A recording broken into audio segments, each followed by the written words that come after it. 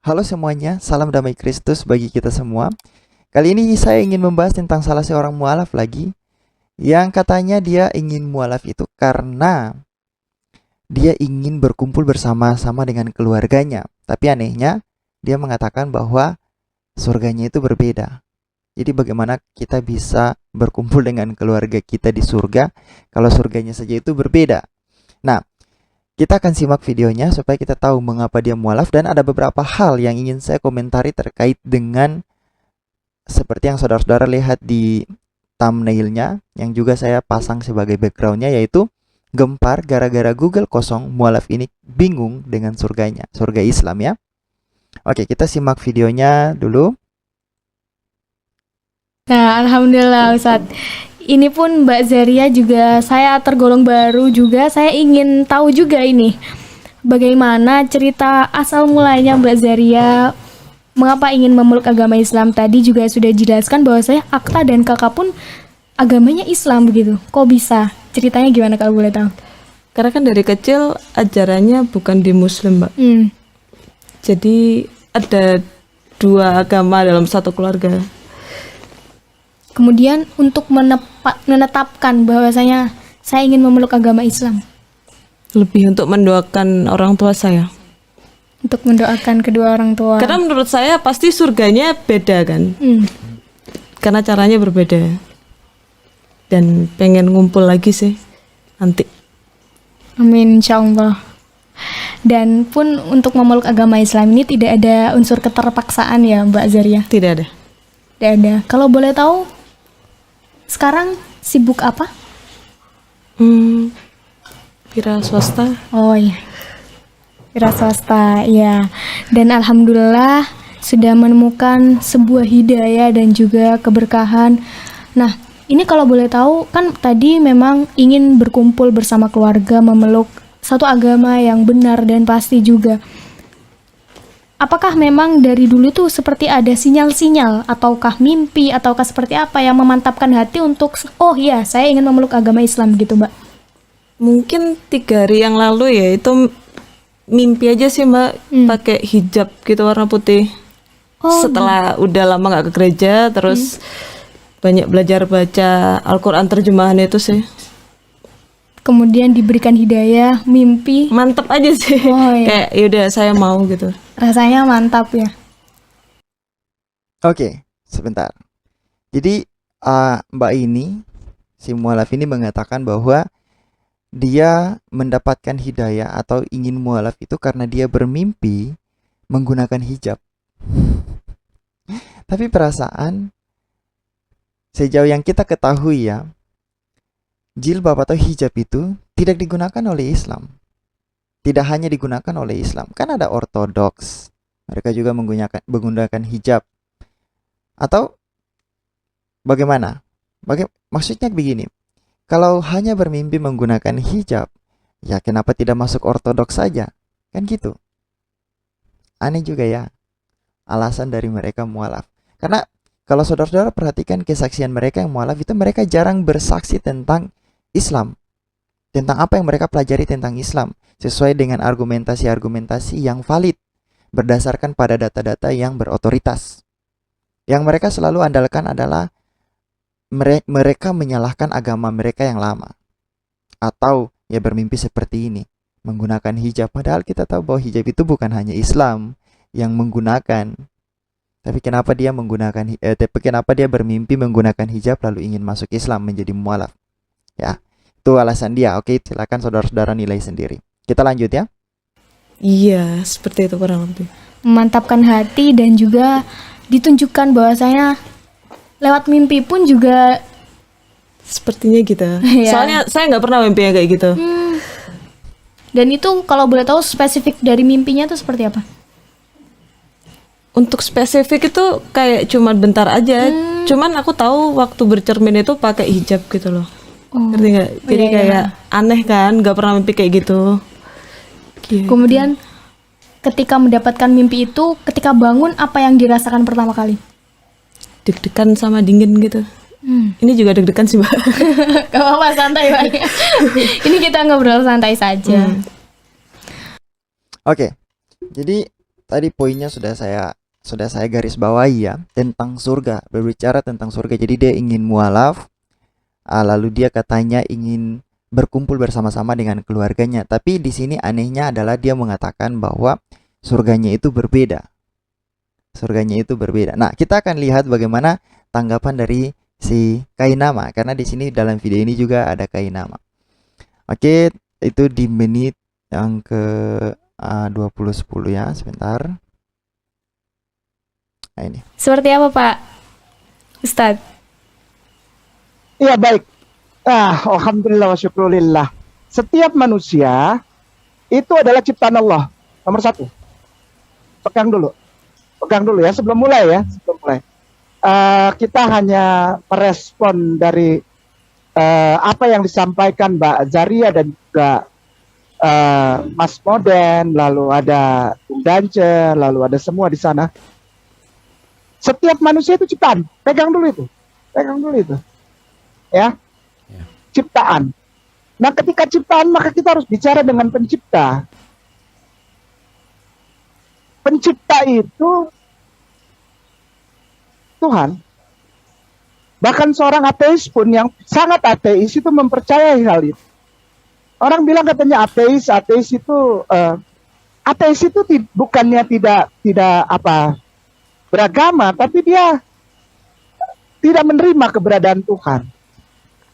Theos dari kata theos, itu tidak, atau berlawanan dengan anti ya, maka itu namanya ateis. Theis dari kata theos itu Tuhan. Jadi artinya apa? Seseorang yang tahu bahwa ada keberadaan Tuhan, tapi dia tidak menerimanya, gitu ya. Bahkan orang ateis pun tahu ada Tuhan, dan dia adalah ciptaan. Nah, Zaria ini memaparkan apa yang dia alami sebagai pengalaman spiritual, bahwa Zaria bermimpi pakai jilbab, lalu tadi di depan Zaria bilang ada kerinduan untuk berkumpul di surga bersama kedua orang tua dan seluruh keluarga, karena merasa ini kan ada beda ya surganya katanya gitu ya. Garis bawah itu. Hati-hati kalau ngobrol sama Kainama. Kainama tuh cepat pegang apa yang diucapkan orang. Surganya kan beda. Jadi ya aku ingin sama-sama dengan orang tua. Oh, nice. Sweet. Manis sekali. Ya, manis sekali. Nah, ini yang insya Allah akan kita paparkan sebelum kita masuk kepada saat yang penuh dengan berkah dan rahmah Allah, yaitu salah seorang ciptaan Allah mengucapkan jawaban atas surat-surat cintanya Allah sebagai penciptanya, dan dia menerima serta membuat witnessing atau pengakuan bahwa dia mengakui dia adalah ciptaan.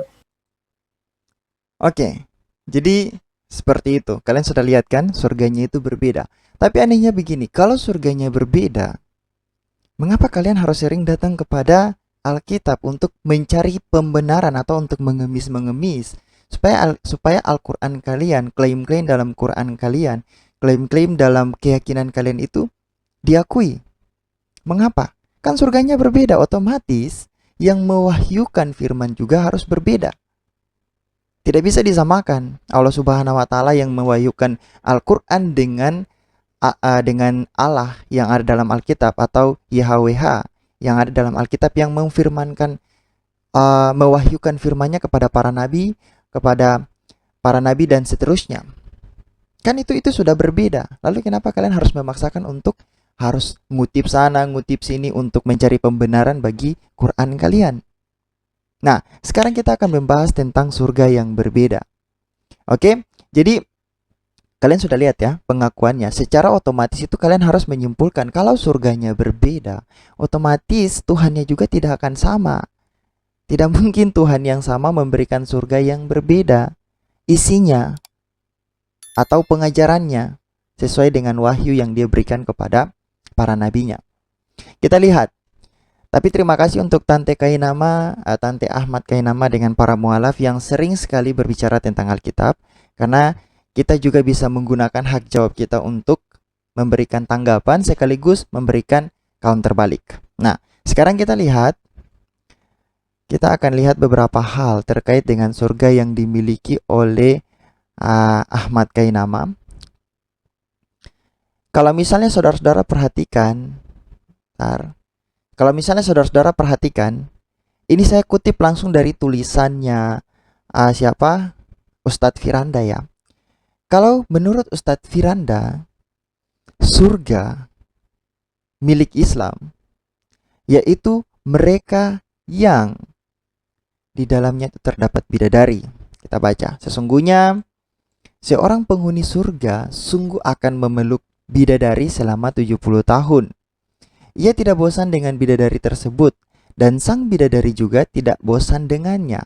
Setiap kali ia mencimaknya, ia mendapati sang bidadari kembali perawan. Jadi setelah berhubungan intim, setelah melakukan hubungan suami istri, bidadari itu akan perawan kembali. Dan setiap kali ia kembali kepada sang bidadari, maka syahwatnya akan kembali.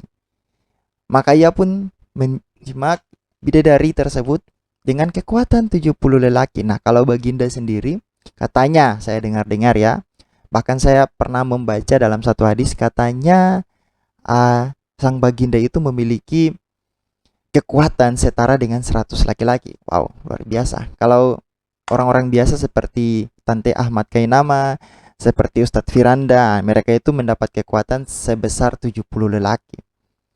Tidak ada mani yang keluar dari keduanya. Ia menjimak bidadari tanpa keluar mani, dan sang bidadari juga tidak keluar mani. Nah, itu berada di dalam tafsir Al-Qurtubi jilid 15. Ini ya, jilid 15 ya. Nah, supaya kalian tidak bilang bahwa saya mengarangnya, dan saya betul buka di dalam tafsir Al-Qurtubi jilid 15. Saya kasih tunjuk ya. Ini. Di dalam hadis dinyatakan bahwa Abu Sa'id Al-Khudri, dia berkata Rasulullah bersabda, sesungguhnya penghuni surga setiap setelah bercima dengan istrinya, istri mereka, maka istri itu kembali menjadi perawan. Ibnu Abbas berkata, sesungguhnya laki-laki dari penghuni surga akan memeluk para bidadari surga selama 70 tahun. Dia tidak merasa bosan dan istrinya juga tidak merasa bosan. Setiap setelah selesai berhubungan badan, istrinya kembali perawan. Setiap kali suaminya datang kepada istrinya, birahinya selalu bangkit kembali, lalu berhubungan badan dengannya dengan kekuatan 70 orang. Dan tidak ada mani antara keduanya, baik dari suami maupun dari istri. Nah, itu adalah surga dari Islam. Dan memang betul apa yang dikatakan si mualaf itu, bahwa ini tafsiran Yasin ya, bahwa surga antara Kristen dengan Islam itu berbeda. Lalu bagaimana bisa si mbak ini berkata bahwa dia ingin berkumpul dengan keluarganya di surga, apalagi kalau dia mengatakan latar belakangnya itu salah satu dari keluarganya itu adalah seorang Kristen. Bagaimana bisa dia berkumpul dengan orang Kristen di surga yang berbeda? Bagaimana bisa? Nah, itu tentang surganya orang Islam ya, bukan surganya kita loh. Bahkan saya kalau membaca hal seperti ini, saya menjadi bertanya-tanya, apakah betul di surganya orang Islam itu ada seperti ini? Saya bertanya-tanya, tapi itu keyakinan mereka ya. Tapi ini hanya untuk kepengetahuan dari saudara-saudara Muslim saja, supaya kalian juga tahu bahwa memang Tuhan kita itu berbeda. Tuhan kita tidak pernah Tuhan yang ada dalam Alkitab ya, tidak pernah menjaminkan hal-hal seperti ini di dalam surga. Tidak pernah. Lalu bagaimana bisa mereka mau datang tinggal mengutip ayat-ayat yang sebenarnya Tuhannya itu saja sudah berbeda? Datang mengutip Alkitab, mengatakan ada nubuatan baginda nabi mereka di sini dan seterusnya, mengatakan bahwa ini dan itu sesuai dengan ajaran Islam. Bagaimana bisa? Itu namanya kalian menggunakan teologi maling. Jadi maling itu hanya mengambil sesuatu yang menurutnya penting bagi dirinya, sedangkan membuang yang lain. Nah, orang Kristen tidak menggunakan teologi maling. Tidak seperti Tante Ahmad Kainama. Tidak. Kami membaca Alkitab secara utuh dan menyimpulkan berdasarkan apa yang diceritakan oleh Alkitab. Kami tidak mencomot ayat A untuk membenarkan anggapan kami seperti yang dilakukan para mualaf dan lain sebagainya. Kami membacanya secara utuh. Nah, kembali lagi kepada surga. Ada satu hal penting, sebentar saya buka ya. Saudara-saudara perhatikan, saya ingin memberikan salah satu bukti lagi. Oke, jadi sebenarnya surga yang dinyatakan dalam hadis atau tafsir yang tadi kita baca itu sebenarnya bukan hanya di dalam situ, tetapi juga ternyata ada di dalam ayat-ayat Quran sendiri. Misalnya Ar-Rahman 56 sampai 70 dan 76. Nanti silakan saudara baca sendiri. Tapi yang saya kutip ini bagian dari 70 ayat 70 hingga ayat 76. Di sana didapati bidadari bermata jeli. Di dalam surga itu ada bidadari-bidadari yang baik-baik lagi cantik-cantik. Maka nikmat Tuhan manakah yang kamu dustakan? Dalam kurung bidadari-bidadari yang jelita putih bersih dipingit dalam rumah. Maka nikmat Tuhan dan seterusnya, maka mereka tidak pernah disentuh oleh manusia sebelum mereka, dalam kurung penghuni-penghuni surga yang menjadi suami mereka, dan tidak pula oleh jin, maka dan seterusnya. Nah, itu mereka bertelekan pada bantal-bantal yang hijau dan perbandani yang indah. Nah, itu juga terdapat di dalam Quran, dan ada beberapa ayat Quran lagi yang menceritakan tentang surga ini. Misalnya surga Islam ya, misalnya seperti di dalam Al-Insan 76 ayat 19, di dalam Yasin seperti yang tadi kita lihat tafsirnya. Sesungguhnya penghuni surga hari itu berada dalam kesibukan. Kesibukan yang kita tahu ya, kesibukan yang mereka punya. Tapi ada hal yang menarik di sini adalah kalau surga seperti itu digambarkan di dalam hadis, digambarkan di dalam tafsir-tafsir, di dalam Quran sendiri, bahwa di atas itu ada sesuatu yang memuaskan syahwat atau memuaskan nafsu birahinya manusia, khususnya para muslim. Anehnya ada salah satu hadis yang bertentangan dengan, yang kontradiksi dengan pernyataan-pernyataan dari hadis-hadis dan Quran-Quran ini. Misalnya kita lihat di dalam hadis Sahih Bukhari nomor 6006. Di situ dikatakan, telah menceritakan kepada kami, ini Sahih Bukhari ya, Sahih Bukhari. Telah menceritakan kepada kami Ismail, mengatakan telah menceritakan kepadaku Malik dari Abu Az-Zanat, dari Al-Araj, dari Abu Hurairah dan seterusnya, bahwa Rasulullah bersabda, neraka dikelilingi dengan syahwat, hal-hal yang menyenangkan nafsu, sedang surga dikelilingi hal-hal yang tidak disenangi atau tidak sesuai dengan nafsu. Jadi lihat, surga yang begitu indah, yang selalu digembar-gembarkan oleh para ustadz, oleh Allah sendiri, bahwa di dalamnya tuh terdapat sesuatu yang bisa memuaskan nafsu kalian, yang bisa memuaskan syahwat kalian. Tapi kalian perhatikan di dalam hadis Sahih Bukhari 6006. Ini saya langsung copy ke dalam PowerPoint. Kalau kalian tidak percaya, saya buka langsung saja di hadisnya. Ini hadisnya ya, Sahih Bukhari 6006. Kitab hal-hal yang melunakkan hati, neraka dikelilingi dengan nafsu. Neraka dikelilingi dengan nafsu. Neraka dikelilingi dengan syahwat, hal-hal yang menyenangkan nafsu, sedang surga dikelilingi dengan hal-hal yang tidak disenangi dalam kurung nafsu. Jadi sekali lagi, bahwa bagaimana Nabi sendiri menjanjikan sesuatu, Allah Subhanahu wa Ta'ala menjanjikan sesuatu yang memenuhi syahwat, yang istilahnya disenangi oleh syahwatnya para muslim yang mau masuk surga. Tapi malah itu dibantah sendiri oleh sang baginda bahwa tidak ada hal seperti itu di dalam surga. Nah, silakan kalian simak sendiri. Jadi kalian bingung kan sebenarnya betul atau tidak yang dikatakan Allah Subhanahu wa Ta'ala, ataukah yang dikatakan oleh baginda sendiri di dalam hadis Sahih Bukhari 6006 ini. Silakan kalau kalian mau menggunakan tafsir, jadi untuk menjelaskan ini silakan. Nah, kembali lagi kepada kitab sucinya kita orang Kristen. Kalau kalian sudah mengatakan bahwa surga kita itu berbeda, otomatis kalian tidak bolehlah datang untuk mengutip sesuatu dalam kitab suci kita. Karena Tuhan kita itu sudah terbukti berbeda, menjanjikan hal-hal yang berbeda. Bahkan Tuhan kita sendiri yaitu Yesus Kristus mengatakan bahwa kalian itu sesat. Islam itu sesat. Itu perkataan dari Yesus Kristus kalau menggunakan akal sehat. Kenapa saya katakan bahwa Yesus Kristus menyatakan Islam itu sesat? Kita lihat surganya Islam penuh dengan pemuasan terhadap birahi-birahi, pemuasan terhadap hawa nafsu. Hawa nafsu yaitu ya, syahwat dan lain sebagainya. Tapi di dalam Alkitab yang selalu dikutip oleh Muslim, di dalam Matius 22, ayatnya yang ke-23 saya perbesar. Matius 22 ayat 23 dan seterusnya kita akan baca ya. Pada hari itu datanglah kepada Yesus beberapa orang Saduki yang berpendapat bahwa tidak ada kebangkitan. Mereka bertanya kepadanya, "Guru, Musa mengatakan bahwa jika seorang mati dengan tiada meninggalkan anak, saudaranya harus kawin dengan istrinya itu dan membangkitkan keturunan bagi saudaranya. Tetapi di antara mereka ada 7 orang bersaudara. Yang pertama kawin, tetapi kemudian mati, dan karena ia tidak mempunyai keturunan, ia meninggalkan istrinya bagi saudaranya. Demikian juga yang kedua dan ketiga sampai yang ketujuh. Nah, akhirnya sesudah mereka semua, perempuan itu pun mati. Siapakah di antara ketujuh orang itu yang menjadi suami perempuan itu pada hari kebangkitan? Sebab mereka semua telah beristrikan dia." Yesus menjawab mereka, "Kamu sesat." Jawaban pertama Yesus, "Kamu sesat." Ketika para orang-orang Saduki ini bertanya tentang siapa yang akan mengawini perempuan itu pada saat hari kebangkitan, jawab Yesus, "Kamu sesat." Kenapa sesat? Sebab kamu tidak mengerti kitab suci maupun kuasa Allah.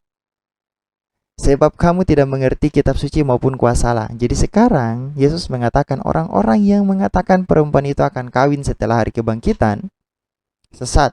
Bahkan mengatakan bahwa kalau ada perkawinan di surga seperti yang diceritakan oleh hadis-hadis, seperti yang diceritakan oleh Allah Subhanahu wa taala, itu juga sesat. Nah, karena pada waktu kebangkitan orang tidak kawin dan tidak dikawinkan, melainkan hidup seperti malaikat di sorga. Jadi sekali lagi Yesus Kristus ingin mengatakan bahwa jangan ngarep ada surga yang penuh dengan pemenuhan nafsu birahi. Apalagi melakukan hubungan selama 70 tahun, tidak syahwatnya itu tidak loyo dan lain sebagainya. Aduh. Konten dewasa ini, bro. Itu luar biasa ya. Jadi sekali lagi, kalian kalau mengutip ayat Alkitab untuk mencari pembenaran bagi iman kalian, khususnya si Ustadz Kainama, inilah yang akan kalian dapati. Inilah yang akan kalian dapati. Kalian akan terus disebut sebagai para pembual, para pembohong, pendusta, bahkan orang-orang sesat. Karena apa? Mempercayai sesuatu lalu mencari dukungan pada hal yang lain. Lalu membuat penyesatan terus-terus berlanjut. Jadi sekali lagi kita sudah lihat bahwa surganya Islam itu penuh dengan birahi. Jadi memang betul menurut si mualaf ini surga kita itu berbeda. Tapi bagaimana bisa si mualaf ini dia berkumpul dengan keluarganya yang mana surganya saja itu sudah berbeda. Apalagi kalau orang tuanya yang Kristen itu mati dalam imannya kepada Yesus Kristus. Ya otomatis tidak akan bisa berkumpul lah. Kamu ada di surga Islam, kami ada di surga Kristen. Nah, surga Islam menurut Sang Baginda dalam Sahih Bukhari adalah surga Islam itu tidak dipenuhi dengan syahwat. Sedangkan neraka itu dikelilingi oleh hal-hal yang tidak disenangi atau hal-hal yang memenuhi syahwat, yang ya seperti itu, memenuhi syahwat. Yang tidak disenangi nafsu ya. Jadi silakan kalian simpulkan sendiri. Kalau surga kalian dipenuhi dengan syahwat, apakah itu surga atau neraka? Menurut pertanyaan dari Baginda. Kalau kami sih, ya menurut kami itu bukan surga. Kalau sesuatu yang berhubungan dengan kawin mawin, karena sudah tertulis dengan jelas Yesus Kristus mengatakan, "Kamu sesat sebab kamu tidak mengerti kitab suci maupun kuasa Allah." Karena pada waktu kebangkitan orang tidak kawin dan tidak dikawinkan, melainkan hidup seperti malaikat di sorga. Itu yang kami percaya. Dan silakan saudara-saudara muslim yang mencari kebenaran dengan akal pikiran yang terbuka, jangan menggunakan emosi. Karena beberapa kali saya melihat kolom komentar yang saya punya, itu Mereka emosi dengan apa yang saya paparkan, dan bukannya malah membantah, tapi mereka malah menuduh. Nah, itulah sifat tabiat dari orang-orang yang fanatik, bodoh-bodoh atau beriman buta. Oke, itu yang ingin saya sampaikan. Saya berdoa untuk saudara-saudara yang mencari kebenaran dengan sungguh supaya kalian menemukan kebenaran yang sejati dan kebenaran itu membebaskan kalian. Tuhan Yesus memberkati, kita jumpa di video berikutnya.